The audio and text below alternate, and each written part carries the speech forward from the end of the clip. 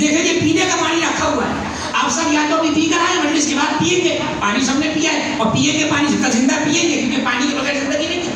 سورہ واقعہ میں ایک عجیب آیت ہے، فرمایا اللہ نے افرأیتم ما تحرثون، کیا تم نے کبھی ان چیزوں کی طرف دیکھا جنہیں تم اگاتے ہو؟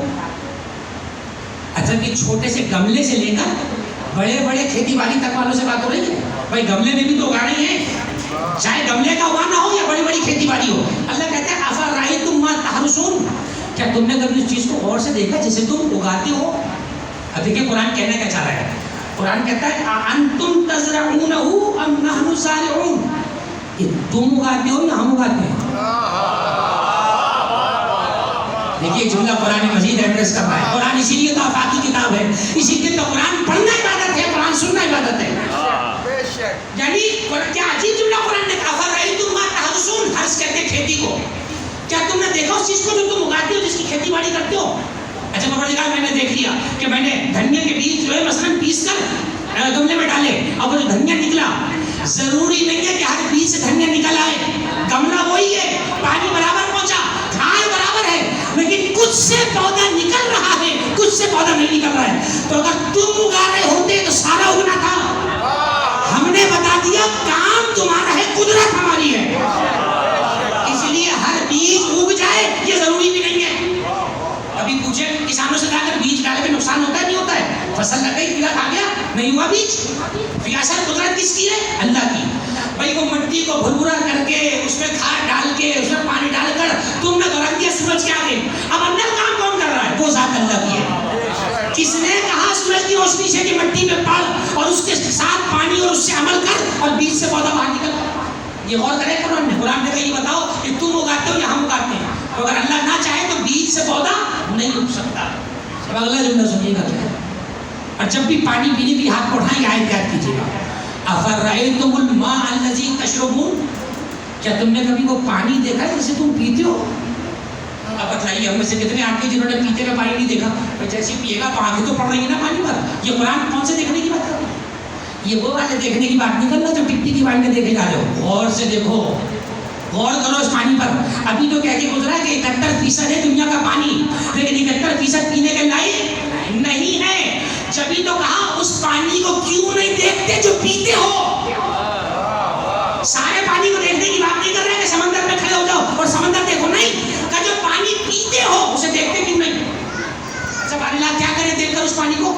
اگلا جملہ سنیے کیا ہے، فرمایا لو نشاء جعلناہ اجاجا فلولا تشکرون، اگر ہم چاہتے، اللہ کہہ رہا ہے اگر ہم چاہتے تو اس پینے کے پانی کو بھی کڑوا کر دیتے، تم شکر کیوں نہیں کرتے ہو؟ اور کیا یہ جو اللہ نے ذریعہ بنایا ہے کہ پانی میٹھا آتا رہے۔ اچھا بہرحال اب وہ ساری پچھلی جو دنوں کی باتیں آپ کے سامنے ہیں، اور ہم تو کہتے آ رہے تھے شروع سے کہ آخری جنگ ہونی پانی پر ہے۔ اب تو لوگوں کے منہ سے نکل گئی بات کہ بھائی جنگ جو ہے وہ پانی پر ہے اور پانی لوگوں کو تو جنگ ہوگا، تو ہونا تو یہی ہے، ہونا تو یہی ہے۔ جو آل محمد سے روکا ہے وہی تمہارے لڑنے مرنے کا سبب بنے گا، لڑو مرو اسی پر لڑو مرو، اور پھر داد تو حسین کی پیاس کو۔ اچھا یہ جو کہہ رہے ہیں صاحب ہم پانی لیں گے اور حق ہے پانی کا لینا چاہیے، اس لیے کہ ہم کہا کہ ہر آبادی کا حق ہے پانی لینا، یہ بتاؤ کہ جو کہہ رہے ہیں ہم پانی لیں گے تو پانی کوئی تمہاری میراث ہے؟ پانی کسی کے ابا اماں کا مہر ہے جو ہم لیں گے؟ کچھ بھی نہیں ہے، سب اللہ کی مخلوق ہے، ہم تو اپنا رائٹ مانگ رہے ہیں۔ جس کی ماں کے مہر میں پانی تھا، جس کی ماں کے مہر میں پانی تھا، اس کا کردار کیا ہے؟ ٹھیک ہے نہیں تو کوئی بات نہیں، ہم پیاسے رہیں گے، صبر کریں گے، بتائیں گے دنیا کو کہ تم نے حوض کوثر کے مالکوں پہ پانی بند کیا ہے، اب یہی تمہارے لیے وجہ فساد بنے گا۔ تو آپ یہ دیکھیے کہ بارشیں جو ہوتی ہیں، بارشوں کا نہ ہونا کتنا نقصان دہ ہے، آپ ایکسپرٹ سے پوچھی جا کر، مسلسل کئی سال بارش نہ ہو تو آبی ذخائر پر فرق پڑے گا نہیں پڑے گا؟ کہاں سے بہے گا دریا؟ کہاں سے وہ زمین کی برف اور بہے گا؟ یہ وہ کوئی بہے گا دریاؤں میں آتی ہے آپ کو؟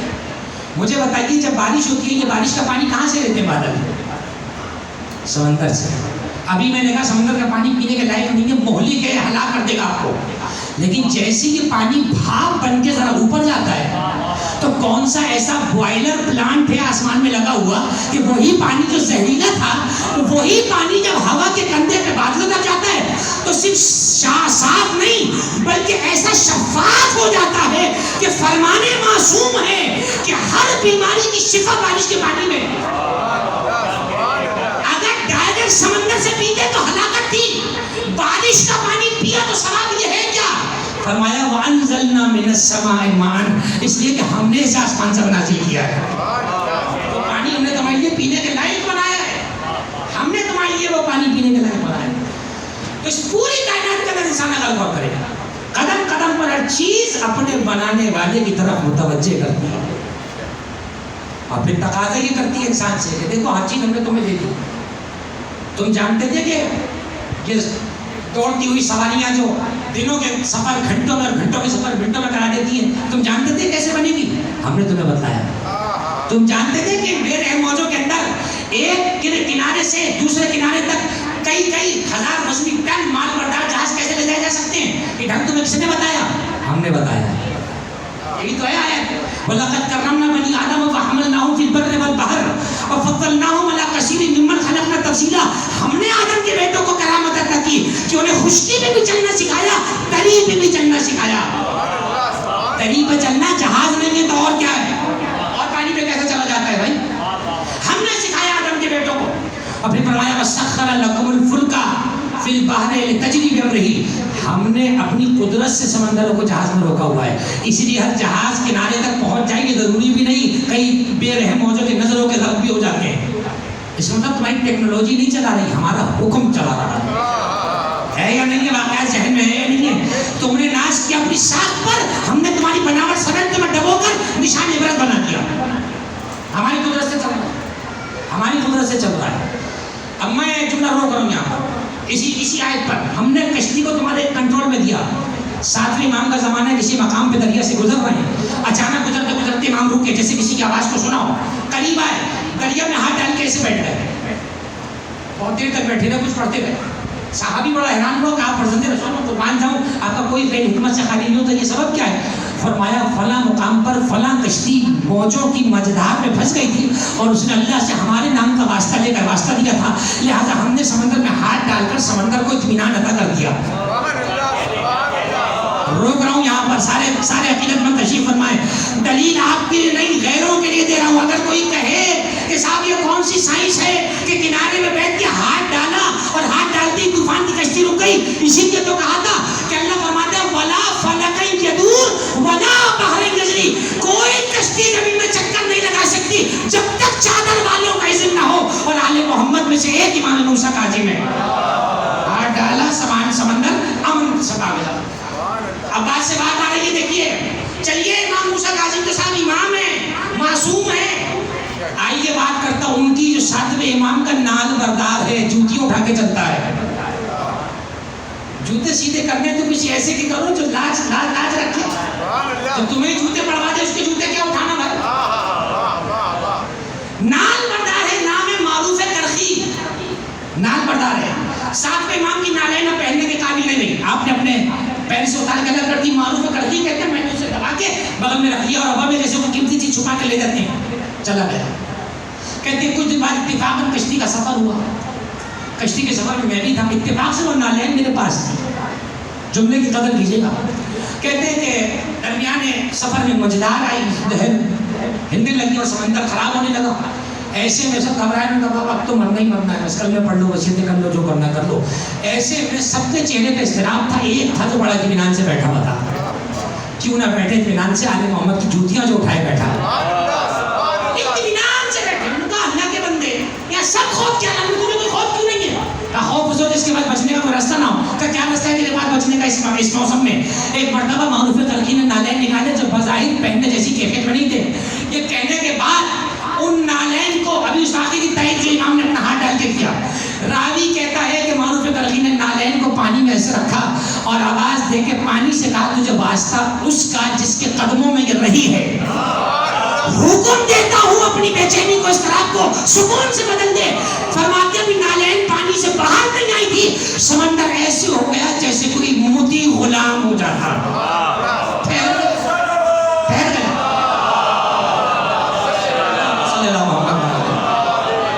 گیا. مطمئن ہو گیا.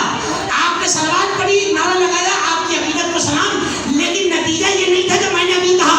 نتیجہ تو اس کے بعد ہے وقت کے بعد مدینے میں 7ویں امام سے ملاقات ہوئی ایک مرتبہ، اس سے پہلے کہ یہ واقعہ بتاتا، 7ویں امام نے کہا فلاں سفر پر تھے، کشتی بڑی مجدار میں پھنس گئی تھی، بتاؤ تم نے بچنے کے لیے کیا کیا؟ حیران ہو کے کہتا فرزند رسول آپ کے میں کیسے؟ فرمایا عجیب بات کرتے ہو، اللہ مشرق اور مغرب پر ہمیں حجت بھی بنائے اور ہمیں مشرق مغرب کی خبریں بھی نہ بتائے، سب بتائے۔ فرمایا تو ہی بتا اپنی زبان سے کہ یونس طوفان کو کیسے روکا؟ معروف کڑکی نے بڑے فخر کے ساتھ کہا، فرمایا میرے پاس وہ نالین تھے، میں نے اس نالین کو سمندر میں رکھا، واسطہ دیا اور کہا تجھے واسطہ اس کا جس کے قدموں میں کئی عرصے یہ جوتے سجدے کرتے رہے ہیں، تجھے واسطہ، رک جا۔ اس کے بعد فرمایا مولا میں قائل ہو گیا آپ کی کرامتوں کا، آپ کے نالین کی کرامت کا قائل ہو گیا۔ مسکرا کے امام نے فرمایا اے معروف کیا تو یہ سمجھتا ہے کہ ہمارے نالین کی کرامت بس یہ ہے کہ اگر سمندر بے چین ہو تو اسے رکھ دیا جائے؟ فرمایا قسم اس خدا کی جس کے قبضے میں میری جان ہے، اگر تو اس سے مشرق اور مغرب کی خبریں پوچھتا کہ جوتی تجھے خبریں بھی سناتی، اگر تو اس سے گمشدہ راستہ پوچھتا کہ تجھے راستہ بھی بتاتی، اس لیے کہ جو کئی عرصے حجت کے قدموں میں رہا ہو اس کا حال یہی ہوا کرتا۔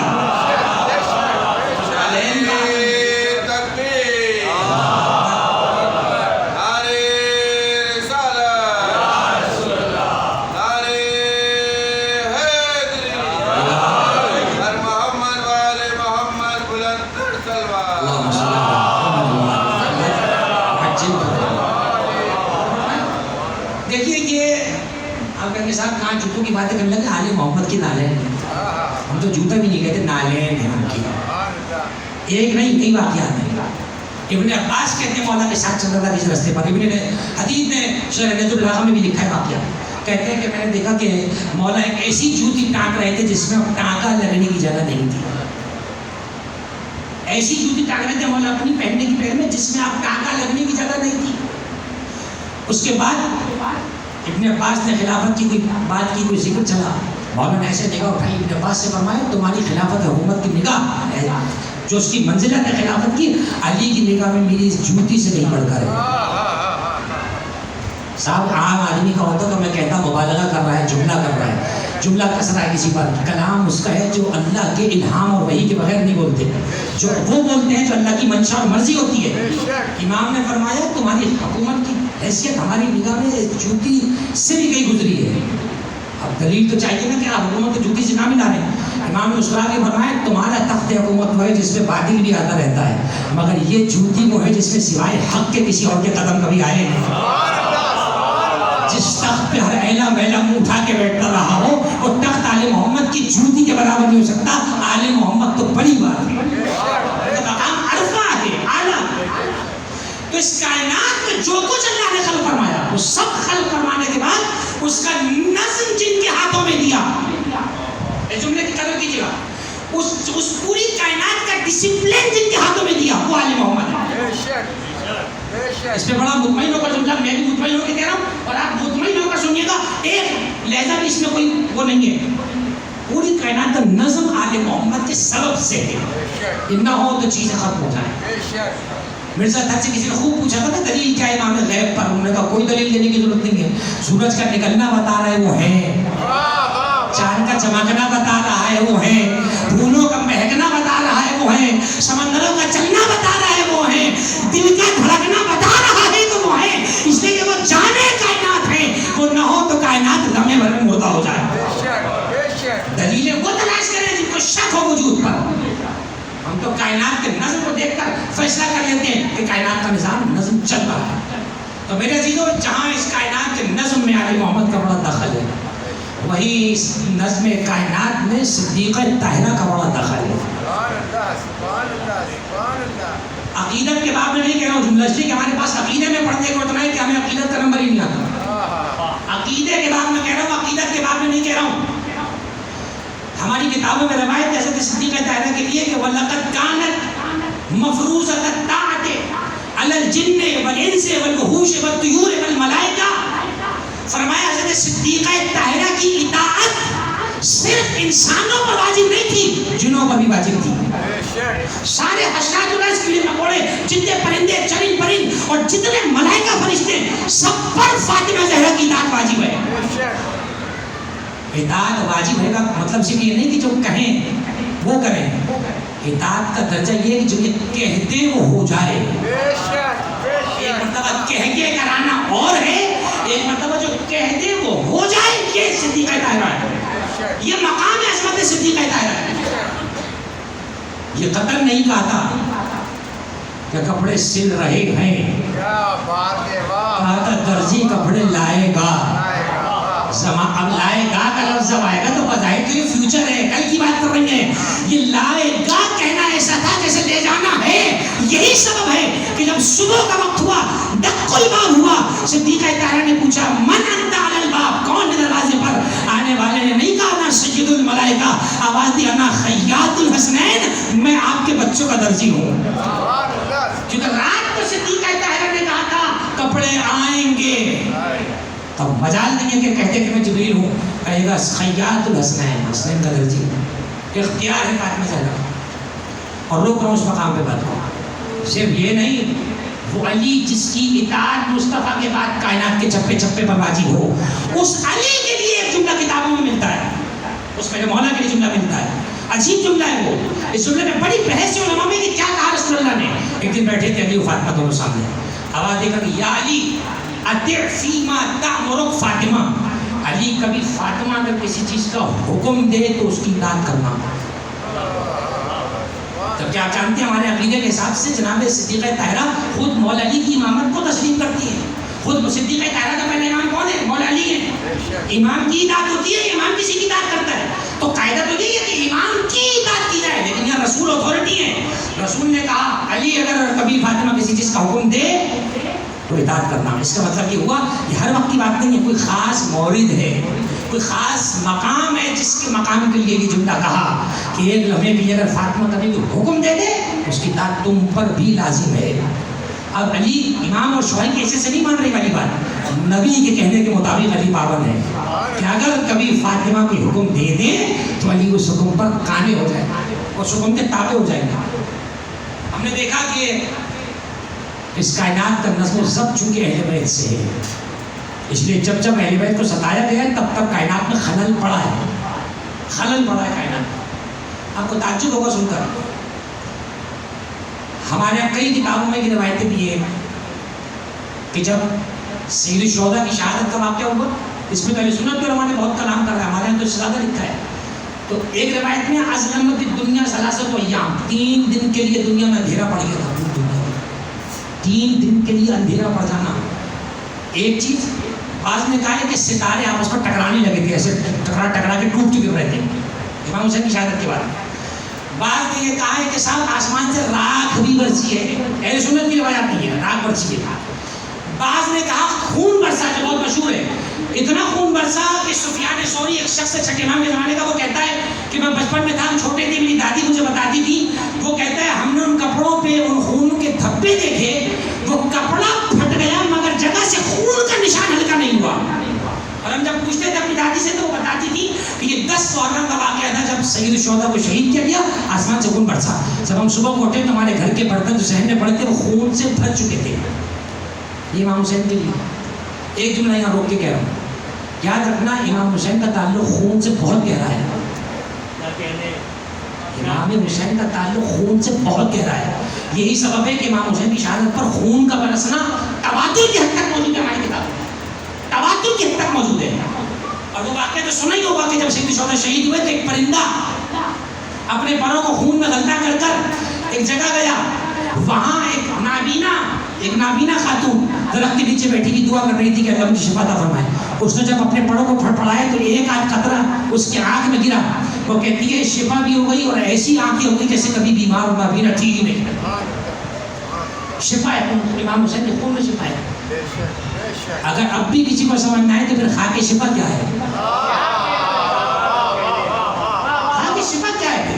یہ شفا کا لفظ کہاں سے آیا خاک میں؟ خاک کا کیا تعلق شفا سے؟ جی ہاں کوئی تعلق نہیں ہے خاک کا شفا سے، لیکن اگر خاک کربلا کی ہو تو شفا ہی شفا ہے. شاید اسے خاک کہنا بھی اس کے حق میں کمی ہو جائے، اسے ایک سیر کہا جائے تو شاید بہتر ہے، اسے ایک سیر اعظم کہا جائے تو شاید بہتر ہے. خاکی کربلا، اللہ اکبر. یہ امام حسین کے لیے لکھا ہے.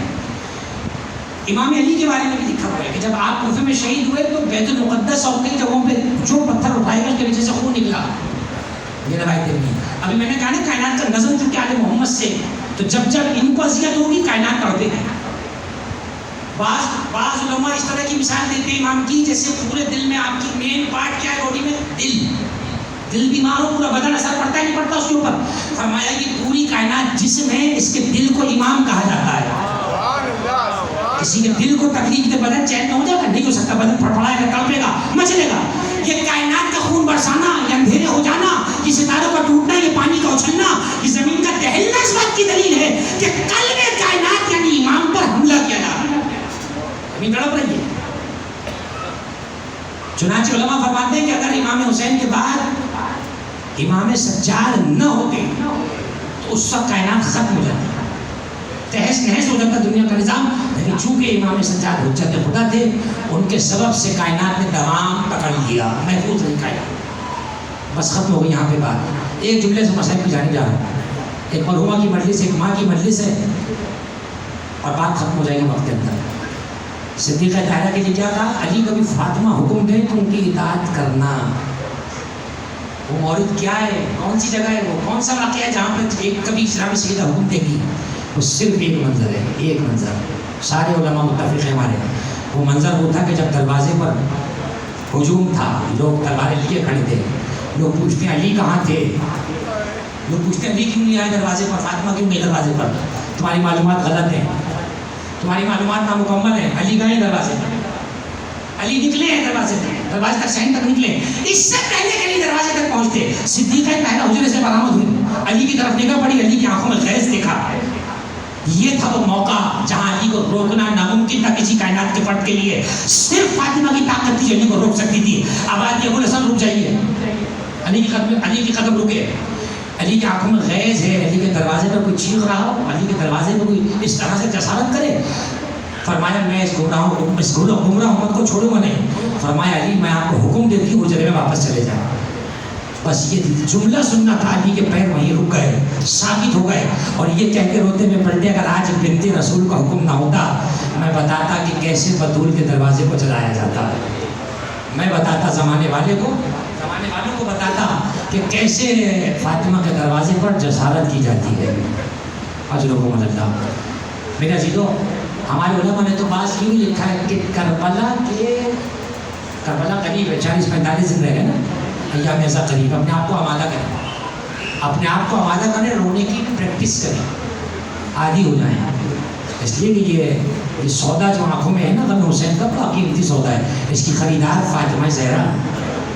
مجھے بتاؤ جن آنسوں کی کوئی قدر نہیں ہے کوئی کائنات میں, میرے آپ کے آنسوں کی قیمت دینے والا؟ ہنستے ہیں لوگ روتا دیکھ کر, کیا کچھ قدر کرے گا؟ صرف مادر حسین ہے جن آنسوں کی قیمت دینے والی. وعدہ ہے ایک آنسو ضائع نہیں جانے دوں گی. حسین پہ بہا ہوا ہر آنسو میرے حسین کے زخموں کا مرہم بن جائے گا. ایام ایسا قریب ہے میرے عزیزو. ہمارے علماء کہتے ہیں اگر مدینے میں زہرا کا دروازہ نہ جلتا تو کبھی زینب کا خیمہ شام غریبہ میں نہ جلتا. جن لوگوں کو مدینے میں جلتا ہوا دروازہ نظر نہیں آتا وہ آئیں اور شام غریبہ میں دھوئیں اٹھاتے ہوئے وہ خیمے دیکھیں جو زینب ام کلثوم کے خیمے ہیں. ایک ماں کی مجلس ہے, ایک ماں کا جانا اولاد میں بیٹی کے لیے سب سے زیادہ شاق ہوتا ہے, سخت ہوتا ہے. بیٹے بھی مضبوط ہوتے ہیں, سہ جاتے ہیں, لیکن بیٹیاں ماں کے لیے تو بس ان کا تو اٹھنا بیٹھنا ماں ہوتی ہے. کچھ ایسے مسائل, کچھ ایسی پریشانیاں ہیں سوائے ماں کے کسی کو نہیں کہہ سکتے. لیکن جب ماں بیماری کے عالم میں ہو, ماں صاحب فراش ہو, اور کیفیت یہ ہو کہ ماں بچوں کو ہاتھ پھیلا کر گود میں بھی نہ لے سکے. سب سے اعلیٰ محبت کا مظاہرہ کیا ہے؟ ماں بچے کو سینے سے لگا لیتی ہے. لیکن عالم یہ ہے کہ زہرا کو ہاتھ پھیلا کر حسین کو سینے سے بھی نہیں لگا سکتی. کیا بتائیں حسین کو کہ پہلو زخمی ہو چکا ہے, پہلو زخمی ہو چکا ہے. میں مقتل نہیں پڑھتا بیوی کی شہادت, بیوی کبھی یوم شہادت کے علاوہ سجدہ نہیں ہے مقتل, لیکن یہ جملہ مصیبت کا پڑھ کے اجازت لوں گا. علماء کے واقعات بڑے بڑے کتابوں میں موجود ہیں. کویت کا ایک واقعہ, ایک ازدار گھرانے کا, خواتین کی مجلس وفا تھی اور وہاں خواتین ماتم کر رہی تھیں اور سر پہ سب خواتین ماتم کر رہی ہیں، کچھ سینے پہ ماتم کر رہی ہیں۔ ایسے میں خاتون کہتی ہے میں نے دیکھا میرے سرحانے ایک بیوی کھڑی ہے جو سر پہ تو زور زور سے مار رہی ہے مگر سینے پہ نہیں مار رہی۔ میں نے اس بیوی سے پوچھا بیوی لماذا تلتمی علی صدرک، بیوی تو اپنے سینے پہ ماتم کیوں نہیں کرتی ہے؟ کہتی آہستہ سے آواز میں اس مخدرہ نے فرمایا کہ میرے پہلو میں زخم ہے، میں سینے پہ ماتم نہیں کر سکتی۔ یہ جملہ سننا تھا، ایک خوشبو کو محسوس کیا، وہ بیوی وہاں نظر نہیں آئی۔ اس بیوی نے جب مصدق خانے میں یہ اعلان کیا کہ ابھی ابھی مادر حسین آئی تھی، انہوں نے جملہ کہا کہ میرا پہلو زخمی ہے، میں سینے پہ ماتم نہیں کر سکتی۔ قرآن بپا ہو گیا بیویوں میں، بتانا یہ مقصود تھا کہ زہرا آج بھی اسی زخم کے ساتھ، زہرا آج بھی اسی تکلیف کے ساتھ موجود ہیں جو ظلم لعینوں نے زہرا پہ ڈھایا تھا۔ سلام اس شہزادی پر جو 18 برس کے سن میں عصا کے سہارے سے چلتی ہے۔ اور عالم معلوم ہے کہ گھر کی کنیز کا جملہ سنو، ام ایمن گھر کی کنیز ہے، کہتی ہے کہ جب سے یہ سانحہ میری شہزادی پہ گزرا تو عالم یہ تھا کانت مساوت الراس، زہرا کے سر پہ ایک کپڑا بنا رہتا تھا، وہ کانت باقیت العین، زہرا کی آنکھیں حلق گریا کرتی رہتی تھی، وہ کانت محرقت القلب، زہرا کا دل یاد بدر میں جلتا رہتا تھا۔ اگلا جملہ سنیں گے بھی عزیزوں، وَيُغْشَى عَلَيْهَا سَاعَةً بَعْدَ سَاعَةٍ، ام ایمن کہتی ہیں کبھی میری شہزادی چکی پہ بے ہوش ہو جاتی ہے، کبھی مصلے پہ بے ہوش ہو جاتی ہے۔ اور نقاہت کا عالم یہ ہے کہ بیوی کا عالم یہ ہو گیا حتی سالت کل خیال، زہرا کسی سائے کی مانند لگتی ہیں۔ ایسی کیفیت میں جناب زہرا کی شب و روز گزر رہے ہیں۔ ایک دن وہ آیا کہ جب بعد مصطفیٰ کسی نے پہلی بار زہرا کو مسکراتے دیکھا، فضہ نے کہا خدا میری شہزادی کی خوشیوں کو نظر نہ لگائے، اس گھر کی رونق تو بطول کے چہرے سے ہے۔ اے بی بی قربان ہو جاؤں، آج مسکرانے کا سبب کیا ہے؟ فضہ کو قریب بٹھایا، آواز دی فضہ آج خواب میں بابا کو دیکھا ہے۔ کہا کیا کہہ رہے تھے آپ کے بابا؟ فرمایا میرے بابا کہہ رہے تھے اللیلۃ تفطری عندی، بیٹی آج کی رات تو ہمارے دسترخوان پہ کھانا کھانے والی ہے۔ یہ جملہ سننا تھا، فضہ تڑپنے لگی، کہا شہزادی اس گھر میں رحمتوں کا سلسلہ آپ کے سبب سے ہے، یہ بچے آپ کو دیکھ کر جیتے ہیں، علی آپ کے کاندھے میں سر رکھ کے گریا کرتے ہیں، آپ چلی جائیں گی گھر سے رحمتیں روٹھ جائیں گی۔ زینب فضہ نے یہ جملہ کہا، جناب سیدہ کہتی ہے فضہ جانا تو برحق ہے، اس لیے کہ میرے بابا نے آج مجھے بلاوا بھیجا ہے۔ روتے روتے کہا میں نے حسنین کے کپڑے منظم کر دیا ہے، علی کا کھانا تیار ہے، لیکن اے فضہ تجھے میرے حق کی قسم ہے جب میرے بچے گھر میں آئے انہیں میرے جنازے پہ پہلے نہ آنے دینا، اس لیے کہ جب بچوں کی ماں مر جائے تو کوئی کھانے کو نہیں پوچھتا، پہلے میرے بچوں کو کھانا کھلا دینا۔ جملہ سننا تھا، فضہ کو وصیتیں تمام کر دی، کہا جا دروازے کے کنارے بیٹھ جا، جب تک تسبیح کی آواز آتی رہے سمجھنا تیری بیوی زندہ ہے۔ فضہ دعائیں کرنے لگی، کاش بچے ماں کے جیتے جی آ جائیں۔ ادھر بچے نانا کے روزے پہ گئے، آواز دی نانا اماں کی صحت کی دعا کرنے آئے ہیں، اے نانا اماں کی حالت غیر ہے، بہت دیر ہوا قبر سے جواب نہ آیا۔ آواز دی نانا نہ گھر میں اماں ہم سے بات کرتی ہے، نہ آپ قبر سے کوئی جواب دیتے ہیں، آپ کے بچے جائیں تو کہاں جائیں؟ اچانک قبر رسول لرزی، اے میری زہرا کے یتیموں جلدی گھر کی طرف دوڑو، تمہاری ماں میری بارگاہ میں آ گئی ہے۔ ادھر شہزادے دوڑے، فضہ نے دروازہ روک لیا، حسنین کے چہروں سے گرد کو صاف کیا، آؤ بچوں پہلے کھانا کھا لو۔ اب آواز دی ہم اماں کے ساتھ کھانا کھائیں گے، آواز دی تمہاری اماں سو رہی ہے، آواز دی فضہ یہ وقت میری اماں کے سونے کا نہیں ہے، میری اماں کبھی مغرب کے وقت سوتی نہیں ہے۔ جملہ سننا تھا، فضہ نے دروازہ کھول دیا، اب جو بچے حجرے میں داخل ہوئے دیکھا ماں مصلی پہ بے جان ہے، حسن نے ماں کے گال پہ گال رکھا، حسین نے ماں کے قدموں پہ گال رکھا، آواز دی کلمینی یا اماں قبل ان یتصدق قلبی فامور، اماں ایسے خاموش نہ رہو، حسین کا دل سینے میں پھٹ جائے گا، اماں حسین سے باتیں کیجئے، حسین آپ کو سلام کر رہا ہے، اے اماں